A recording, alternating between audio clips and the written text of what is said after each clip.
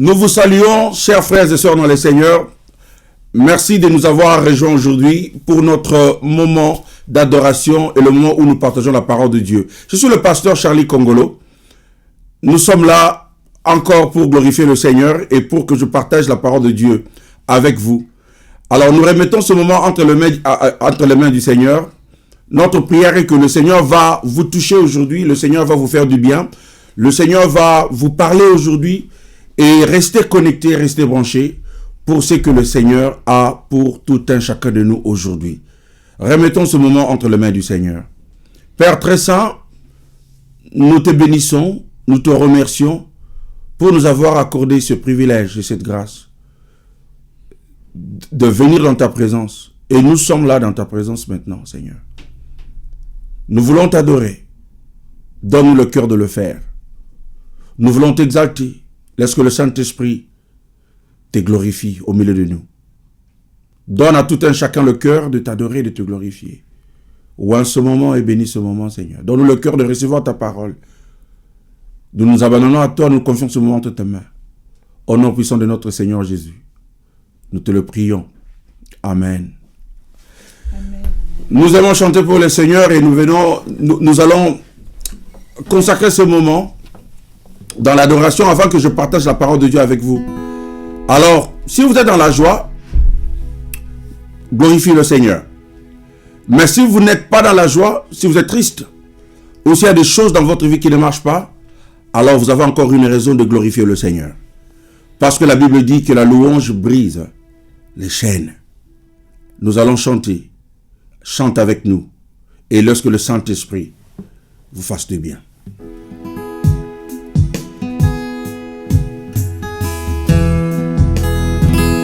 J'ai l'assurance d'être sauvé depuis que Jésus vit dans mon cœur. La vie éternelle, il me l'a donnée et je suis à lui à perpétuité. J'ai l'assurance d'être sauvé depuis que Jésus vit dans mon cœur. La vie éternelle, il me l'a donnée et je suis à lui à perpétuité. Qui me séparera de l'amour de Jésus-Christ? Ni nudité, ni tribulation, ni ange, ni domination, et rien ne me séparera de mon Sauveur. Qui me séparera de l'amour de Jésus-Christ? Ni nudité, ni tribulation, ni ange, ni domination, et rien ne me séparera de mon Sauveur.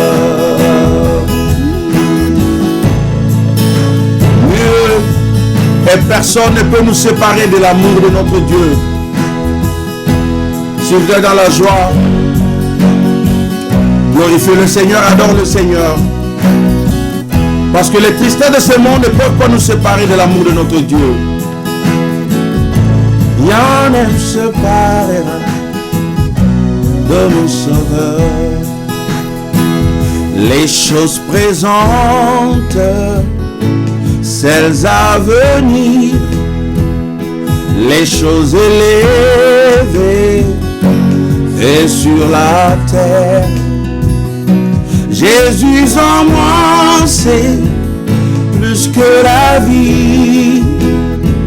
Jamais je ne saurais le remercier assez. Les choses présentes, celles à venir, les choses élevées et sur la terre. Jésus en moi, c'est plus que la vie. Jamais je ne saurais le remercier assez. Qui me séparera? Qui me séparera de l'amour de Jésus-Christ? Ni nudité, ni tribulation,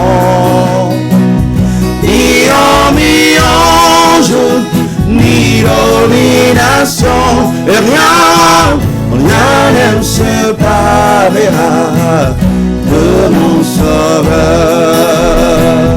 Qui me séparera de l'amour de Jésus-Christ? Ni nudité, ni tribulation, ni homme, ni ange, ni domination, et rien ne me séparera de mon Sauveur. Alléluia. Nous sommes en train de jeter la balle dans le camp du diable, dans le camp de l'ennemi. S'il croyait qu'il va nous séparer de l'amour de notre Dieu, il a échoué. S'il croyait qu'il peut nous séparer de l'amour de notre Dieu, il a échoué. Au travers de ce chant, nous le proclamons, nous le déclarons, que ni la maladie, ni la faiblesse, ni le manque,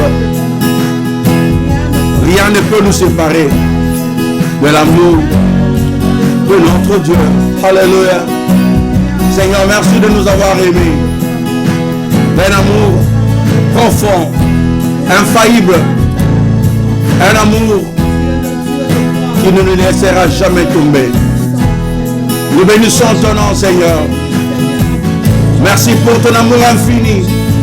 Merci pour cet amour, Seigneur. Tu nous as aimés d'un amour profond, d'un amour grand, d'un amour qui ne prendra jamais de fin. Alléluia. Merci de nous avoir donné tes mains, tes grâces, tes compassions. Nous sommes là pour t'adorer et pour te lever. Second verse. Les choses présentes, celles à venir, les choses élevées et sur la terre. Jésus en moi, c'est plus que la vie. Jamais je ne saurais le remercier assez. Les choses présentes, celles à venir, les choses élevées et sur la terre. Jésus en moi, c'est plus que la vie. Jamais je ne saurais le remercier assez. Nous chantons, qui me séparera? Qui me séparera de l'amour de Jésus-Christ? Ni nudité, ni tribulation, ni homme, ni ange, ni domination, et rien ne me séparera de mon Sauveur. Qui me séparera? Qui me séparera de l'amour de Jésus-Christ? Ni nudité, ni tribulation, ni homme, ni ange, ni domination, et rien ne me séparera de mon Sauveur. Bien-aimé, ne séparera. Rien ne me séparera de mon Sauveur. Rien ne me séparera de mon Sauveur. Alléluia. Rien ne me séparera de mon Sauveur. Rien ne me séparera de mon Sauveur. Je lève mes yeux vers les montagnes, d'où me viendra le secours. Ma forteresse, c'est toi, Jésus. Mon bouclier, c'est toi, Seigneur. Que ta puissance descend sur moi. L'onction divine comble mon cœur.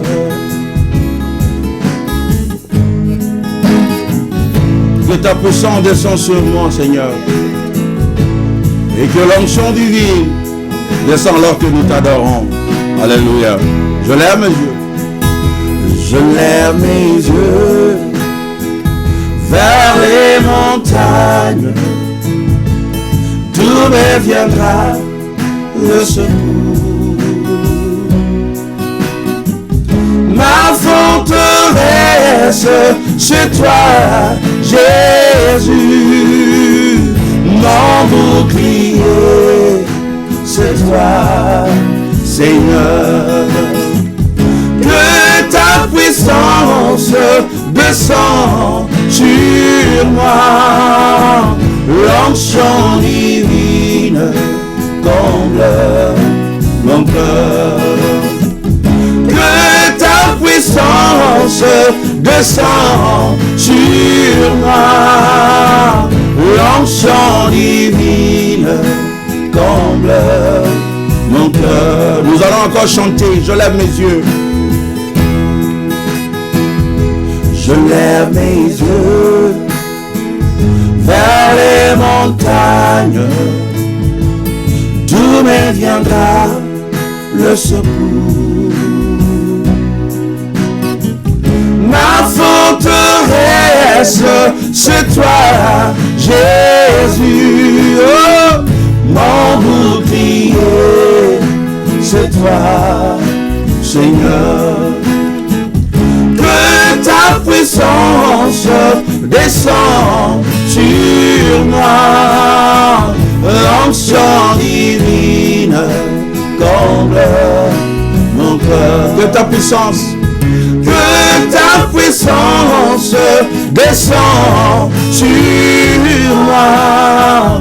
L'onction divine comble mon cœur. encore que ta puissance, que ta puissance descend sur moi. L'onction divine comble mon cœur. pour t'adorer, nous élèvons nos mains. Pour t'adorer, alléluia, pour t'adorer. Tu peux chanter avec nous pour t'adorer, Seigneur. Pour t'adorer, Seigneur Jésus, me voici pour toi, me voici pour toi, pour t'adorer, pour t'adorer, devant ta face, devant ton trône, pour t'adorer, seulement pour t'adorer, pour t'adorer, Seigneur Jésus, me voici pour toi. Nous répandons nos cœurs pour t'adorer, pour t'adorer. Avec mon cœur, avec mon âme, pour t'adorer. Reçois mon offrande, Seigneur Jésus, pour t'adorer. mais voici pour toi. Tu es la raison de ma vie pour t'adorer. Pour toi seul, je chante Seigneur pour t'adorer. Oh, pour toi seul, pour t'adorer. Seigneur Jésus, mais voici pour toi. Nous élèvons nos mains pour l'adorer, pour t'adorer. Nous nous prosternons devant son trône pour t'adorer. Oh, pour t'adorer, Seigneur mon roi, pour t'adorer. Seigneur Jésus, mais voici pour toi. Élevons nos mains, élevons nos voix pour l'adorer. Alléluia. Alléluia. Seigneur, nous venons répandre nos cœurs devant toi pour t'adorer. Nous venons t'offrir ce moment, Jésus, comme une offrande. Comme une offrande devant ta présence, Seigneur. C'est ce que nous avons à t'offrir aujourd'hui. C'est ce que nous avons à te donner aujourd'hui, Seigneur. Que pourrions-nous apporter devant ton trône? Que pourrions-nous apporter devant ta face, Seigneur? Nous venons avec le fruit de nos lèvres qui confesse ton nom. Alléluia. Nous venons, Seigneur, avec nos chants, avec nos bouches, avec nos lèvres, avec le chant d'adoration et le chant d'amour, pour t'adorer, pour t'élever, Seigneur. Sois élevé, sois exalté. Jésus, Jésus, le roi de mon cœur, le roi de ma vie, l'amour de notre vie. Oh, nous venons t'adorer. Oh, alléluia. Nul n'est comme toi, Jésus. Nul ne peut se mesurer à toi, Seigneur. Tu nous fais du bien comme personne ne peut le faire, Seigneur.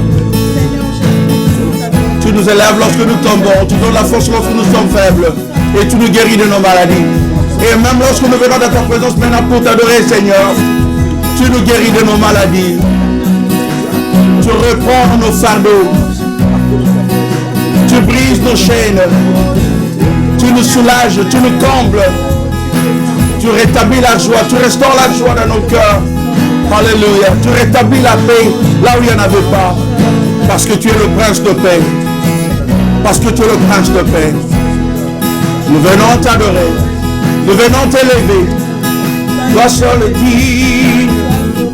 Oh, toi seul est digne. Toi seul est digne. Personne d'autre, Seigneur. Personne d'autre. Sois exalté. Sois glorifié. Jésus, l'agneau de Dieu. Alléluia. Oh, pour t'adorer, Seigneur Jésus, pour t'adorer, avec mon cœur, avec mon âme, pour t'adorer. Toi seul est digne, Seigneur Jésus, pour t'adorer. Seigneur Jésus, mais voici pour toi. Oh Jésus, rejeton de David, l'agneau immolé, lion de Judas, l'étoile du matin, reçois la puissance, la louange, la sagesse, la force, l'honneur et la gloire. Oh Jésus, oh, oh, oh.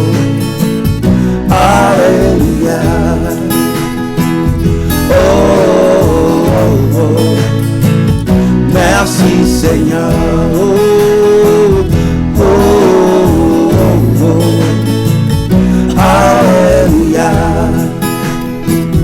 Oh, oh, oh. Merci Seigneur. Merci Seigneur. Oh Jésus. Oh Jésus, rejeton de David, l'agneau immolé, lion de Judas, l'étoile du matin, reçois la puissance, la louange, la sagesse,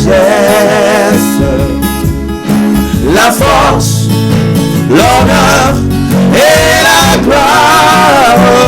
Oh Jésus, oh, oh, oh, oh. Alléluia, oh, oh, oh, oh. Merci Seigneur, alléluia, oh, oh, oh.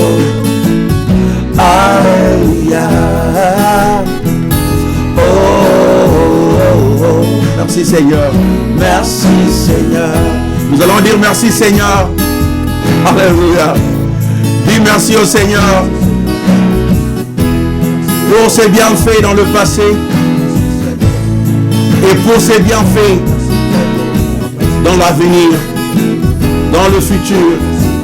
Même si ça ne marche pas maintenant, confesse que ça va marcher.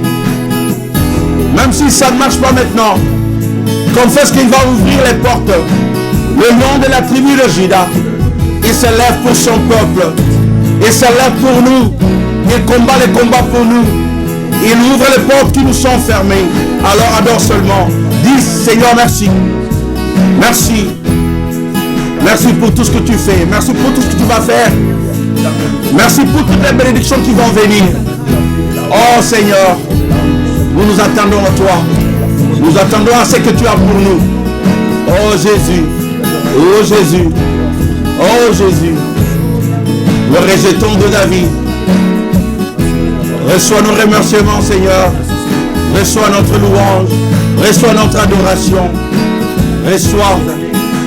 Parce que toi seul tu es digne Seigneur. Alléluia. Alléluia. Alléluia. Oh, oh, oh. Alléluia. Alléluia. Oh, oh, oh. Merci Seigneur. Merci Seigneur. Oh, oh, oh. Alléluia. Alléluia. Oh, oh, oh, oh. Merci Seigneur. Merci Seigneur.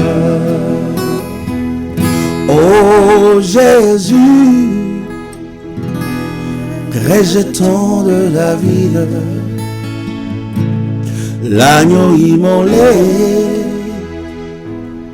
lion de Judas, l'étoile du matin, reçois la puissance, la louange, la sagesse, la force, l'honneur et la gloire. Oh Jésus, oh, oh, oh. Alléluia, oh, oh, oh. Merci Seigneur. Nous acclamons pour le roi des rois. C'est ce que nous avons à lui offrir aujourd'hui. L'or et l'argent lui appartiennent. C'est ce que nous avons à lui offrir aujourd'hui. Notre adoration et notre louange. Il le mérite. Il en est digne. Reçoit l'honneur, la gloire, la puissance à jamais. Jésus. Amen et amen. Alléluia. Le Seigneur est merveilleux et merci encore de nous avoir rejoints. Je partage la parole de Dieu avec vous. Et quelques semaines passées, j'ai commencé une série d'enseignements dans le livre de Ruth. Et j'avais dit à chaque fois, je vais parler du livre de Ruth. Et les 2 premières semaines, nous avons parlé du chapitre 1 et le chapitre 2. Pour un rappel, nous sommes aujourd'hui dans le 3e chapitre de l'histoire de Ruth. qui se déroule dans l'époque des juges. Dans le premier chapitre de Ruth, nous avons vu le désespoir. Nous avons vu la famille d'Elimelech qui était affamée à Jérusalem et ils se sont sentis obligés de s'éloigner de Dieu, de son peuple, pour aller chercher à manger. Et là où ils sont partis dans le pays de Moab, Elimelech est mort, ses 2 fils sont morts et ils ont laissé derrière eux 3 veuves, Naomi, Ruth et Orpa. Et nous avons vu que Naomi, son nom était, son nom signifiait Dieu est doux, Dieu est agréable, mais elle a dit, après ces incidents, après ces tragédies, elle a dit, ne m'appelez plus Naomi, que Dieu est doux. Appelez-moi plutôt amertume, parce que Dieu n'a pas été bon pour moi. Dieu n'a pas été doux avec moi. Dieu m'a comblé d'amertume. C'est ça, c'est que Naomi était en train de dire. Nous avons vu avec Orpa, la belle-fille de Naomi. Orpa, elle s'est enfuie. Elle a tout simplement déserté dans le chapitre 1er. Et Naomi est restée avec Ruth. Ruth qui a pris la décision de ne pas s'éloigner de sa belle-mère. Et dans le deuxième chapitre, nous avons vu comment Dieu peut tourner une tragédie en quelque chose de merveilleux. Et la leçon que nous avions appris dans le chapitre 2, c'est de voir comment est-ce que Dieu a fait coïncider les choses. Nous avons vu Naomi demander à Ruth de sortir, d'aller travailler, d'aller faire quelque chose. Et lorsque Ruth a obéi, Ruth est partie pour aller travailler. Elle s'est retrouvée dans le champ de Boaz. Et plus tard, nous allons apprendre que Boaz, c'était celui qui devrait se marier ou qui s'est marié avec Ruth. Et non seulement cela, avant même qu'il se marie avec Ruth, il a comblé Ruth de beaucoup de biens, parce que la Bible nous dit qu'il y a eu une coïncidence. Lorsque Ruth était en train de ramasser dans le champ de Boaz, Boaz est venu au même moment et Boaz a aussi remarqué Ruth. Alors nous avons vu que dans notre situation, dans n'importe quelle situation nous pouvons nous retrouver, Dieu travaille un plan. Dieu a un plan pour nous. Alors que nous obéissons à Dieu, alors que nous obéissons ce que Dieu nous demande de faire, Dieu va faire coïncider les choses et va faire coïncider les événements. Nous appelons ça coïncidence, mais dans le chapitre 2, nous avons parlé de l'espoir dans la providence de Dieu. La providence, c'est quand Dieu guide chaque chose dans notre vie pour faire sortir quelque chose de grand. Lorsque Dieu est derrière ce qui se passe dans notre vie et il veut faire quelque chose de grand, il guide, il orchestre tout pour nous. Alors nous avons vu que dans notre situation, quelle que soit cette situation dans laquelle nous pouvons nous retrouver, nous savons que la providence de Dieu, nous pouvons avoir l'espoir dans la providence de Dieu. Nous pouvons voir la confiance et l'espoir dans la providence de Dieu. Ça, c'était dans le chapitre 2. Aujourd'hui, nous allons parler du chapitre 3 de Ruth. Et le chapitre 3 de Ruth nous parle de la puissance d'un peu d'espoir. La puissance d'un peu d'espoir. Vous savez, vous n'avez pas besoin d'un grand espoir pour accomplir de grandes choses dans la vie. Parfois, ce qu'il nous faut, c'est un petit espoir. Un petit espoir. S'il y en a, lorsqu'on n'a pas tout perdu, lorsqu'on n'a pas perdu tout espoir, il y a encore un petit espoir qui reste. Alors, nous parlons de la puissance. Comment est-ce que Dieu peut utiliser ce petit espoir dans notre vie pour nous transformer et pour nous faire du bien?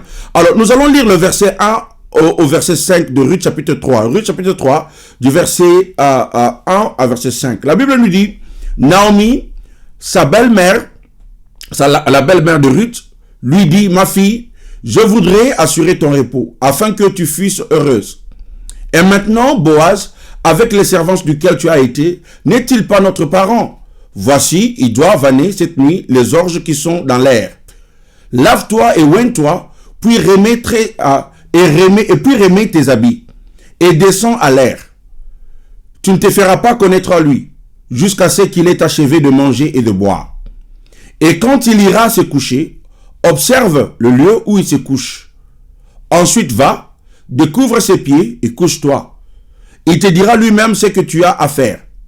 Elle lui répondit, je ferai tout ce que tu as dit. Comme je le disais, dans le chapitre 1er, nous avons vu une femme, Naomi, désespérée, amère. Ne m'appelez pas Naomi, appelez-moi Amertume. Et cela nous a montré dans le chapitre 1er que Naomi était tellement désespérée et peut-être même ou dans la dépression. Et lorsque on est déprimé, on ne prend pas des actions. On est un peu désespéré. On ne fait absolument rien. Mais ici, dans les versets que nous avons lus, nous avons vu qu'il y a un petit espoir qui naît dans Naomi. Pourquoi? Parce que lorsque Ruth est rentrée, dans le chapitre 2, lorsqu'elle est rentrée, pour lui dire que j'ai rencontré un homme du nom de Boaz, Naomi s'est rappelé enfin qu'il y a un petit espoir, parce qu'elle croyait qu'il n'y aura pas d'homme pour se marier avec Ruth. Il n'y aura pas d'hommes qui pourront nous racheter. Il n'y aura pas d'hommes qui pourront nous aider. Ça, c'était ce qu'elle pensait. Elle ne pensait pas qu'il y avait une solution. Maintenant, dans le chapitre 2, elle s'est rendue compte, lorsque Ruth est revenue pour lui dire que j'ai rencontré un homme du nom de Boaz. Elle s'est rappelé que Boaz était un parent. Boaz est de la famille de Limelech. Cet homme ici, c'est celui qui doit nous racheter, ou c'est celui qui va te racheter, ou c'est celui qui va vous garantir l'héritage ou la succession. Parce que les décès, ou ceux qui étaient décédés, n'avaient pas laissé de succession, ou n'avaient pas laissé d'héritage. Alors, un petit espoir va naître dans Naomi. Et avec ce petit espoir, elle va faire quelque chose. Elle va dire à Ruth, Ruth, je te demande quelque chose. Je veux que tu t'apprêtes, tu te laves, tu portes tes habits, tu te parfumes. Et je veux que tu ailles chez cet homme. Et en fait, Ruth ou Naomi va avoir un plan. Elle va commencer à avoir un plan. C'est là où nous comprenons que lorsqu'il n'y a pas d'espoir, il n'y a pas d'action. Lorsque Naomi n'avait pas d'espoir, elle ne faisait absolument rien. Mais ici, elle a de l'espoir et elle commence à planifier. Lorsque nous avons un peu d'espoir, lorsque nous croyons que ce n'est pas ce que nous croyons que c'était fini, ce n'est pas en fait fini. Lorsque nous croyons que ce que nous croyons être à la fin, et que ce n'est pas vraiment à la fin. Ce que nous croyons être un point final n'était qu'une virgule. Lorsque nous croyons que nous sommes arrêtés quelque part et il n'y avait plus de chemin, tout d'un coup on se rend compte il y a encore un petit chemin, il y a encore quelque chose à faire. Lorsque nous croyons que nous avions utilisé le plan A, le plan B, le plan C, ça n'a pas marché, et nous croyons qu'il n'y a plus de plan, et tout d'un coup on réalise qu'il y a encore un plan D ou un plan A, même lorsque ce plan-là ne vous donne pas aussi autant d'assurance, mais c'est quand même un plan. Lorsqu'on n'a pas d'espoir, on ne fait pas d'action. On ne tente rien. On est inactif, on est paralysé. On est sur place. Mais lorsqu'on a un peu d'espoir, lorsqu'on croit qu'il y a encore du temps, ce n'est pas trop tard. Ce n'est pas trop tard. Lorsque vous croyez que c'est trop tard, alors vous ne faites plus rien. Vous ne tentez même plus. Mais lorsque vous croyez qu'il y a encore de l'espoir, quelque chose peut être fait, alors vous tentez quelque chose, donc vous prenez une action. Lorsqu'elle était déprimée, Naomi, elle ne faisait absolument rien. Mais lorsqu'elle a entendu qu'il y a Boaz, un parent qui peut nous racheter, tout d'un coup, elle se lève. Je veux vous dire que vous devez vous élever là où vous êtes, dans votre situation, dans votre état. Même lorsque vous aviez perdu de l'espoir, vous devez vous lever. Même lorsque les gens vous ont dit que c'est déjà trop tard, vous êtes trop vieux, vous êtes trop vieille, c'est fini. Il faut croire. Il faut croire. Il faut avoir un peu d'espoir. C'est cela la puissance d'un petit espoir ou la puissance d'un peu d'espoir. Avec un peu d'espoir, Naomi va commencer à planifier. Vous avez arrêté de planifier pour votre vie. Vous avez arrêté de planifier pour votre carrière, pour votre carrière professionnelle, pour votre vie académique. Vous avez arrêté de planifier. Vous avez arrêté de planifier à propos de votre ministère. Vous avez arrêté de planifier pour votre mariage, pour votre maison, pour votre famille, parce que vous croyez que c'est déjà trop tard. Non, il y a encore de l'espoir. Parce que Dieu peut vous surprendre. Et c'était ça le cas de Naomi. Parce qu'elle ne savait pas que Boaz existait. Et voilà, maintenant, elle se rend compte que Boaz existe. Et elle se rend compte qu'il y a encore de l'espoir. Il y a un Boaz dans votre vie. Il y a un Boaz devant vous. Il y a quelque chose il y a quelqu'un que Dieu a placé devant vous, que vous ne connaissez pas. Que vous ne connaissez pas encore. Mais cette personne-là, c'est celui ou c'est celle qui vous redonne de l'espoir, qui vous redonne de la force, de l'énergie. Et vous vous dites, il y a encore de l'espoir. 1 minute avant sa mort, on peut encore vivre. C'est pas parce qu'il reste un jour avant sa mort, on dit je ne peux plus vivre, parce qu'il y a encore de l'espoir. Il y a de l'espoir. Et voilà pourquoi Naomi a pris de l'action. Un peu d'espoir conduit à l'action. Un peu d'espoir conduit à l'action.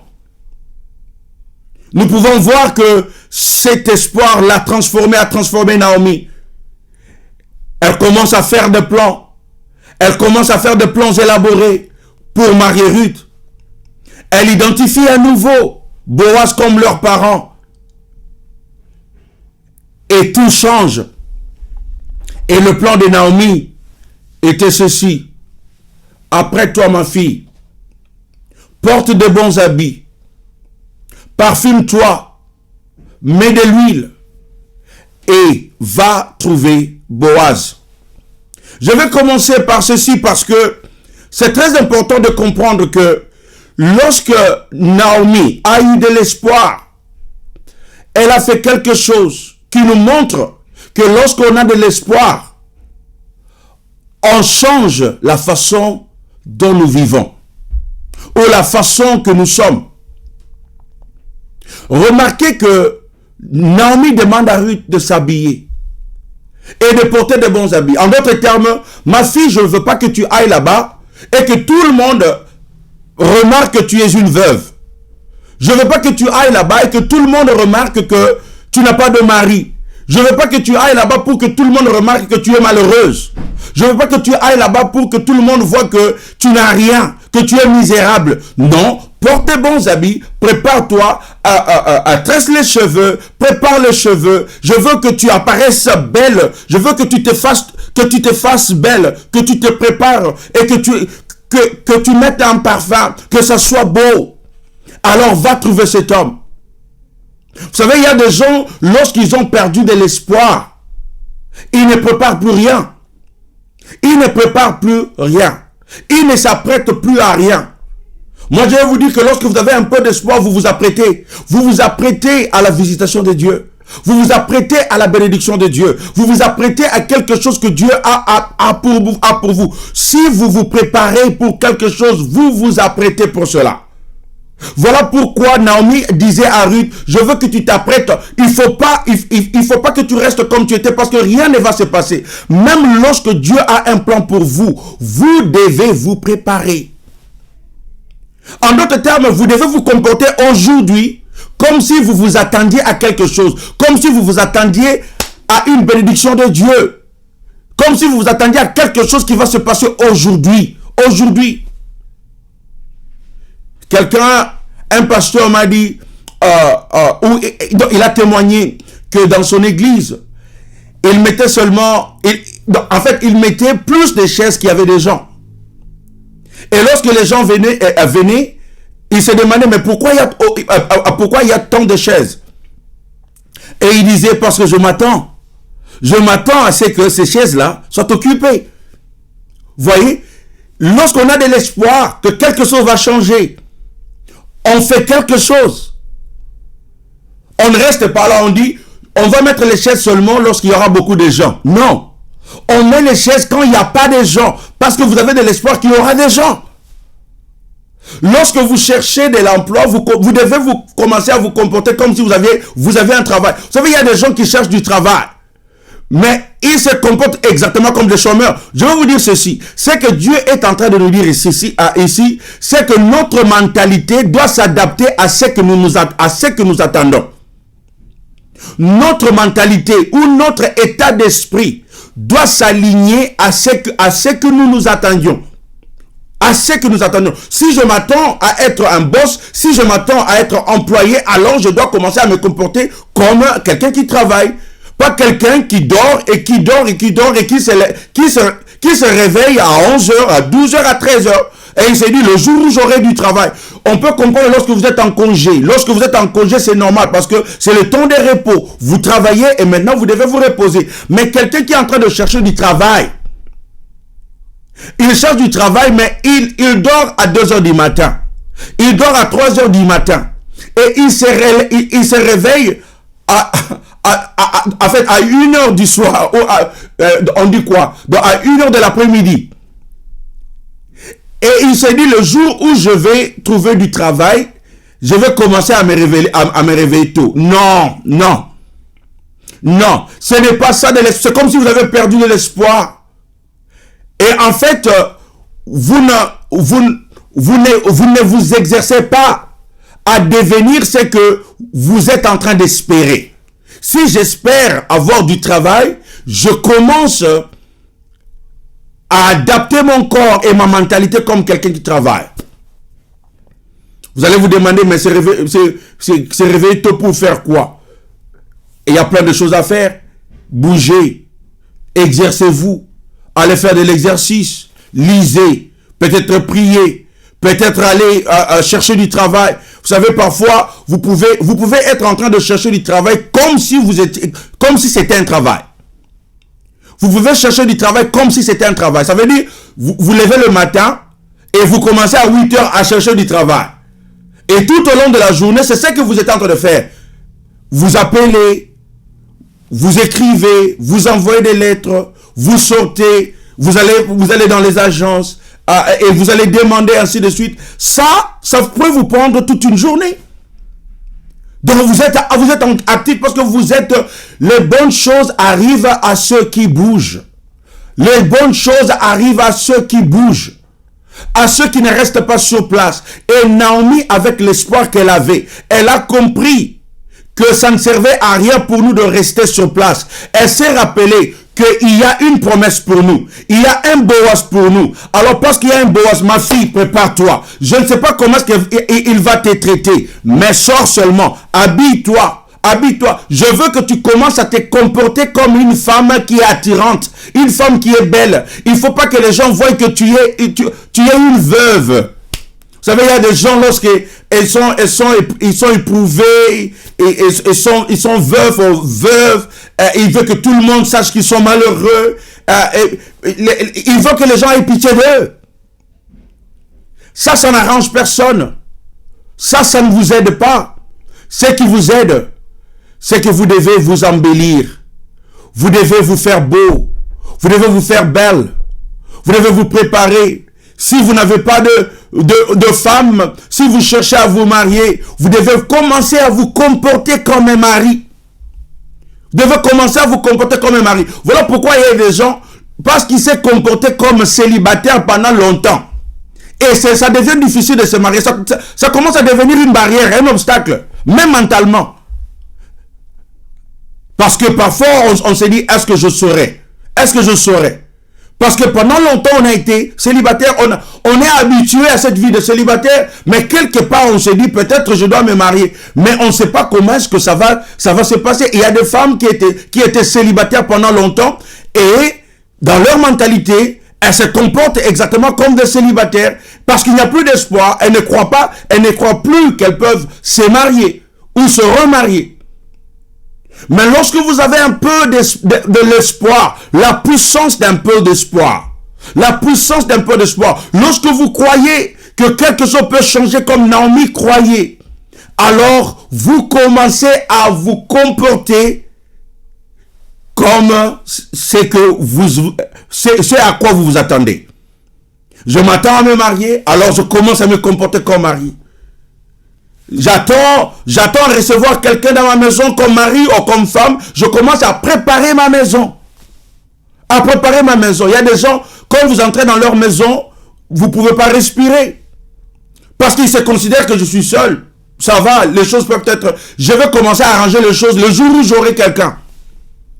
Je vais commencer à me préparer le jour où j'aurai quelqu'un. Non, ça ne marche pas comme ça. La puissance d'un peu d'espoir. Parce que j'ai de l'espoir, alors je prépare ma maison comme si j'avais déjà quelqu'un.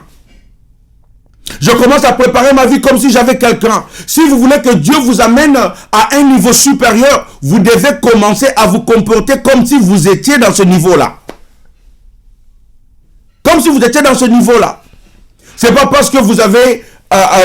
vous êtes là où vous êtes, vous devez commencer à vous comporter exactement comme cela. Vous devez faire attention à la mentalité de la pauvreté, de la misère qui s'attache à nous, qui est un esprit. On doit se débarrasser de cela en faisant ce que Naomi a recommandé à Ruth. Ruth, habille-toi. Habille-toi. Chaque jour quand vous sortez, lorsque vous avez de l'espoir, vous sortez avec l'espoir qu'aujourd'hui je vais rencontrer un Boaz. Je vais rencontrer un Boaz. Je ne laisse pas mes cheveux comme si une bombe était tombée sur mes cheveux. On se prépare, on s'habille bien, on se parfume, on se rassure que tout est bien. Chaque jour, dans tout ce que vous êtes en train de faire dans votre vie, si vous êtes pasteur, si vous êtes un ministre de Dieu, vous vous préparez, vous ne savez pas quand est-ce que Boaz va apparaître. Et parfois on se dit, voilà, je suis habitué à faire cela, à faire ceci, et je vais continuer à faire cela. Non, absolument pas. On fait comme si, aujourd'hui ce sera le jour. Aujourd'hui ce sera le jour. Chaque jour qu'on se lève pour prêcher, on prêche comme s'il y aura un Boaz aujourd'hui pour m'observer. Il y aura quelqu'un qui va me bénir aujourd'hui. Même lorsque vous prêchez à 2 personnes, à 3 personnes, vous devez prêcher comme si c'était 1000 personnes. Comme si c'était 10 000 personnes. Cela, vous devez vous organiser pour que la mentalité dont nous sommes en train de parler, c'est que Naomi est en train de demander à Ruth, cette mentalité soit imprégnée dans notre tête. Je me prépare à la bénédiction de Dieu. Je me prépare à la bénédiction de Dieu.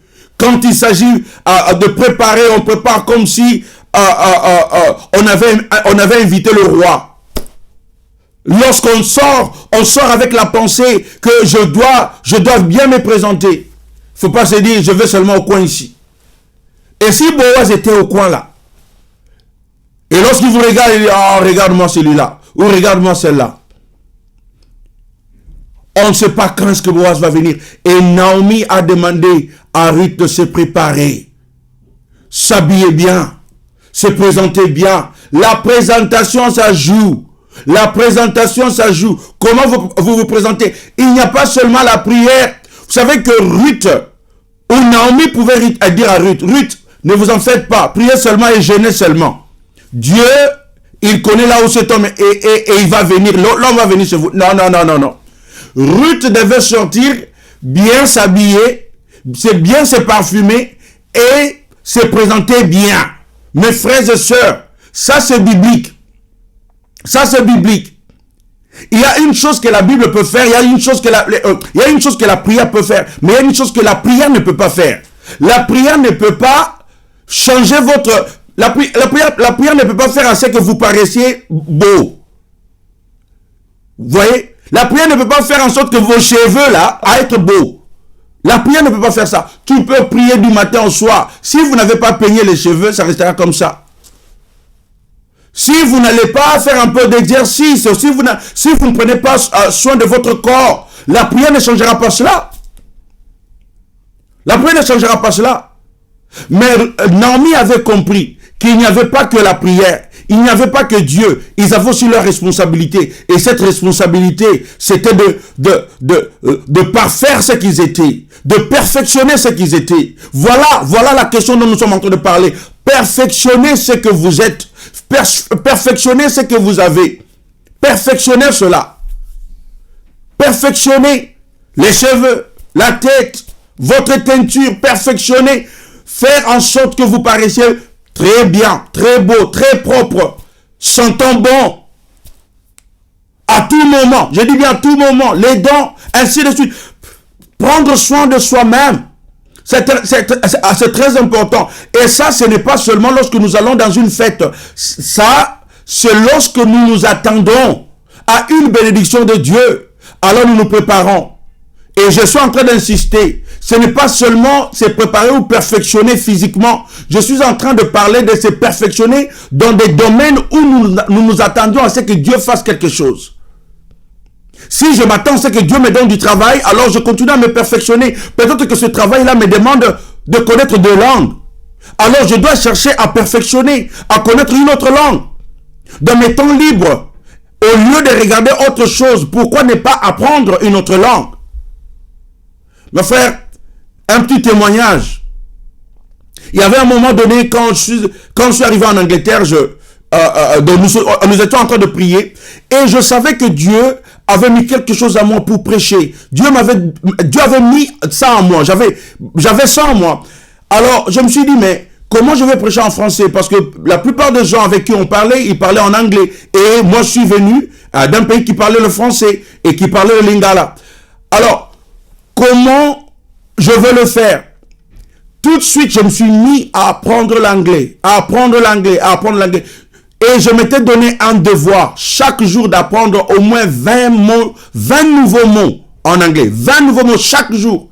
Je vais mémoriser 20 mots chaque jour. Parce que je m'étais dit, après une année, 20 mots chaque jour, combien de mots j'aurai? Parce que connaître une langue, parler une langue, il faut connaître la signification des mots. Et après avoir connu la signification des mots, vous devrez apprendre à comment les prononcer, à écouter. Parce que vous pouvez parler et lorsqu'on vous réplique, lorsqu'on vous répond, vous n'écoutez pas. Alors, il faut écouter. Tu t'exerces, tu perfectionnes ce que tu as. Parce que vous ne savez pas à quoi est-ce que le Seigneur va vous appeler demain à faire. Et dans mon cas, il est arrivé que le Seigneur m'a donné de diriger une église où je devrais prêcher en anglais. Et vous devrez être prêt à le faire. Si vous n'êtes pas prêt, vous avez manqué cela. Il est très important de faire ce que Naomi avait dit à Ruth. La puissance d'un peu d'espoir. Lorsqu'il y a un peu d'espoir, alors on commence à faire quelque chose. On commence à perfectionner ce que nous avons. Nous commençons à perfectionner nos talents. Nous commençons à perfectionner ce que vous avez, ce que le Seigneur vous a appelé à faire. Si vous savez préparer ou si vous avez un talent à préparer, pourquoi ne pas avoir des cours, des leçons? Pourquoi ne pas perfectionner cela?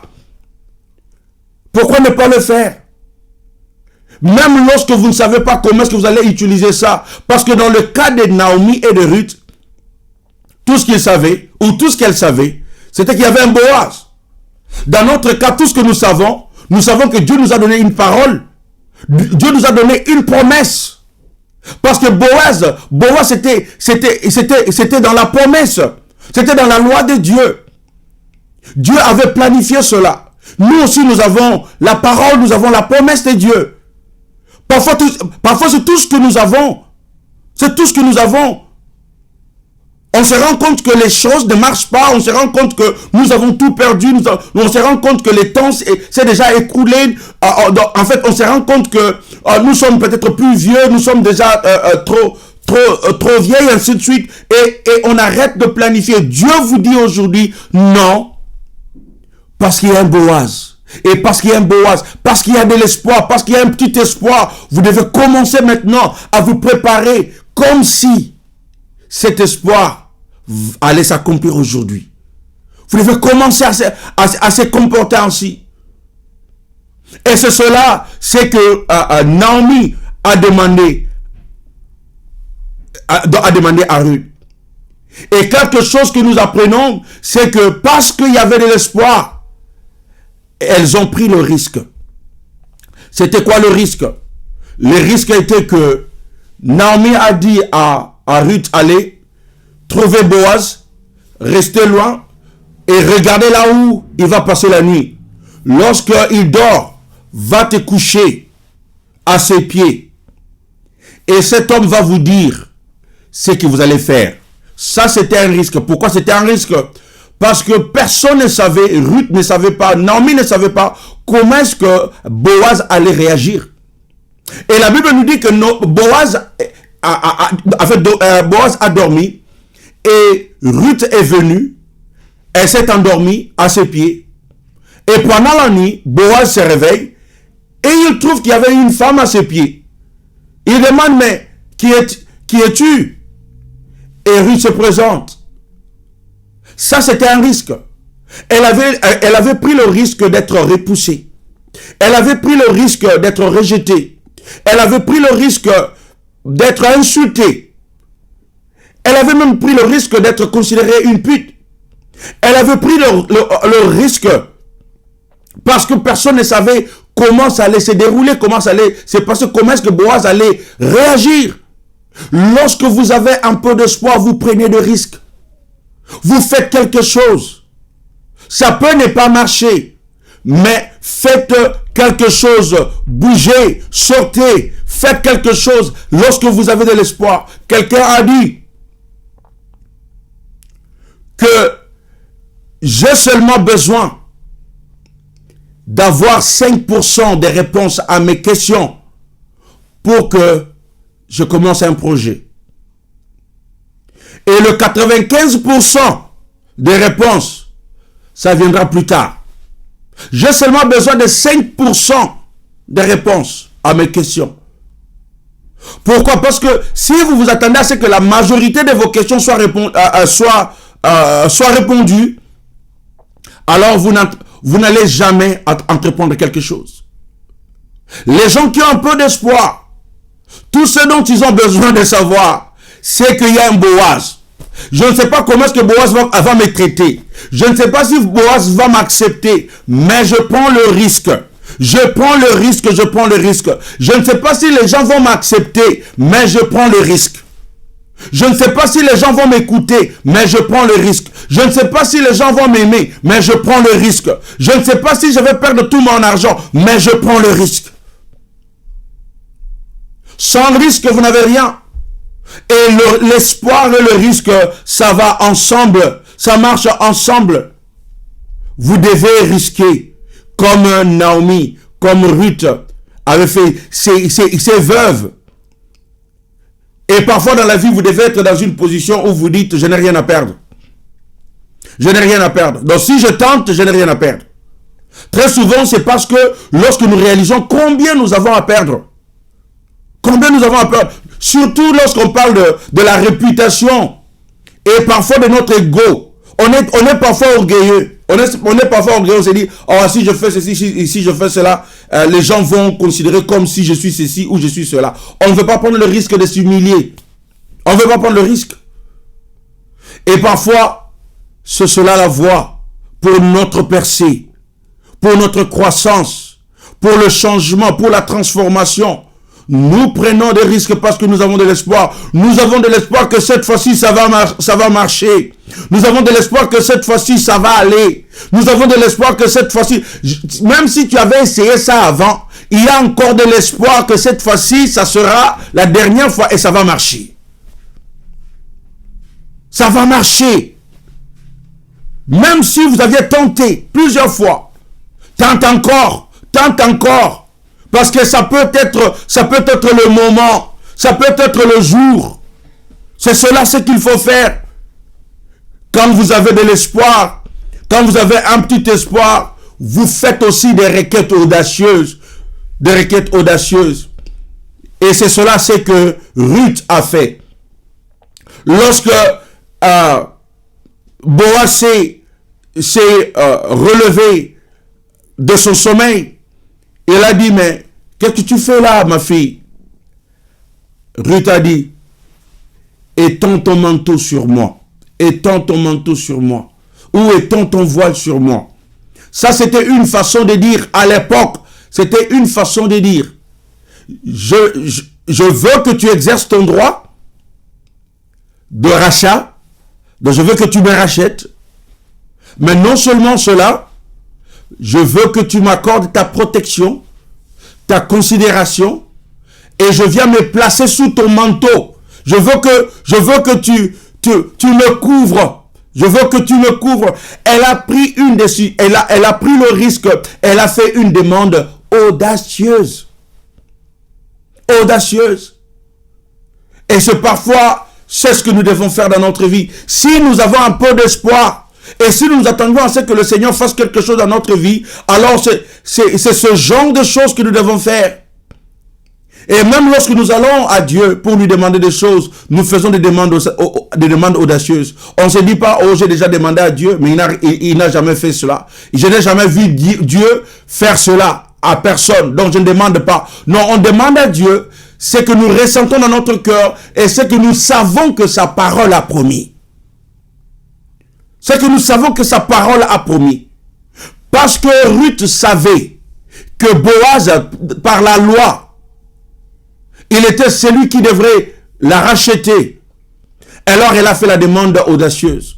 Lorsque vous connaissez ce que la parole de Dieu dit pour vous, pour votre situation, pour votre famille, lorsque vous connaissez ce que Dieu a promis pour vous, alors vous rappelez à Dieu ces promesses-là et vous lui demandez avec audace, avec précision, et dire, Seigneur, je veux que tu étendes ton manteau sur moi. Seigneur, je veux que tu fasses ceci pour moi. Et je vais terminer par ceci. Lorsque Boaz a reçu la demande, la Bible nous dit, elle a dit à Ruth, j'ai écouté ta demande. Merci pour votre gentillesse. Mais je ne suis pas le seul dans ma famille à avoir le droit de te racheter.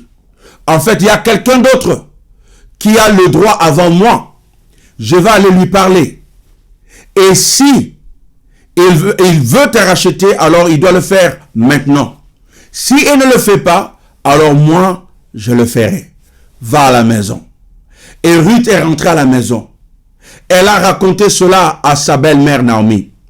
Et sa belle-mère Naomi va dire ceci pour terminer au verset 18 de Ruth chapitre 3, verset 18.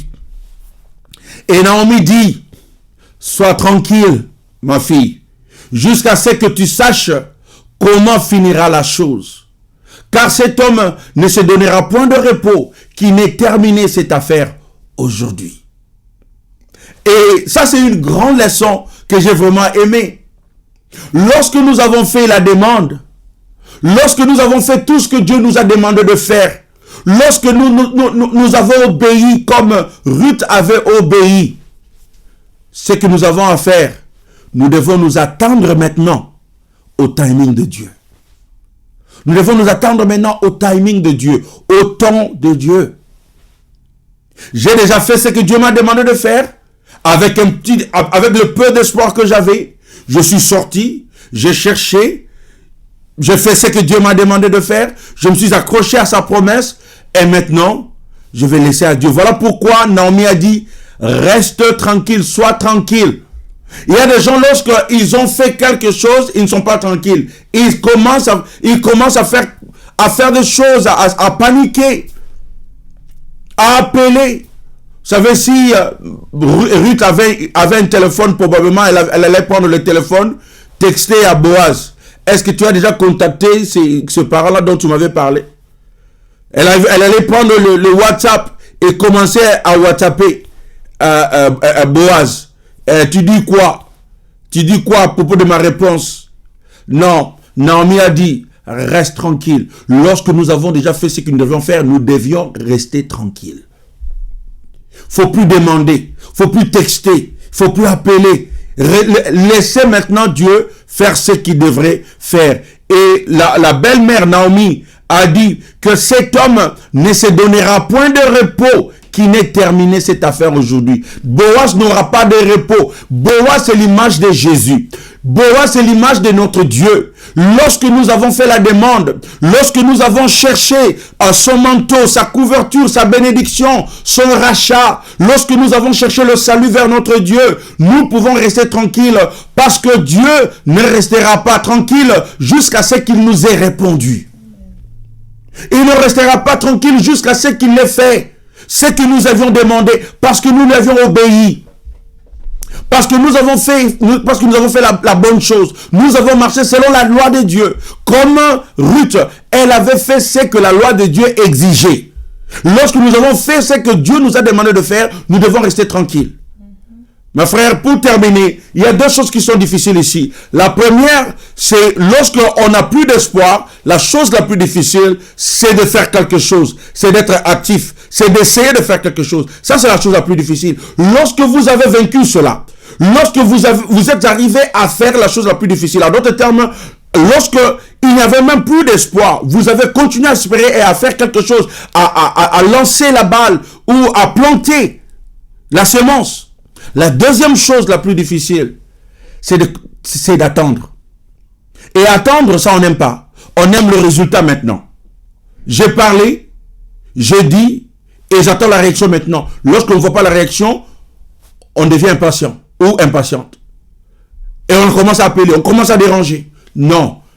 Soyez tranquille et attendez le temps de Dieu. Lorsque vous avez exercé le peu d'espoir que vous aviez, que le Seigneur vous bénisse. Au nom de Jésus. Amen. Et amen. Je vais prier pour vous. Ce n'est pas votre situation, ce n'est pas par quoi est-ce que vous êtes en train de passer, mais je veux prier que le Seigneur ranime encore un peu d'espoir en nous. Seigneur, je prie pour que tu ranimes encore l'espoir en nous. Pour ceux qui l'ont perdu totalement, Seigneur, ranime cet espoir. Ouvre nos yeux pour que nous soyons en mesure de voir ce Boaz à nos côtés. Pour que nous puissions voir que on croyait que nous avions épuisé toutes les voies. Mais il y avait une autre voie à laquelle nous n'avions même pas pensé. Alors que nous pensions que nous avions fait tout ce que nous devions faire. Non, il y avait encore une voie à laquelle nous n'avions jamais pensé. Seigneur, ouvre-nous les yeux, que nous puissions voir cela.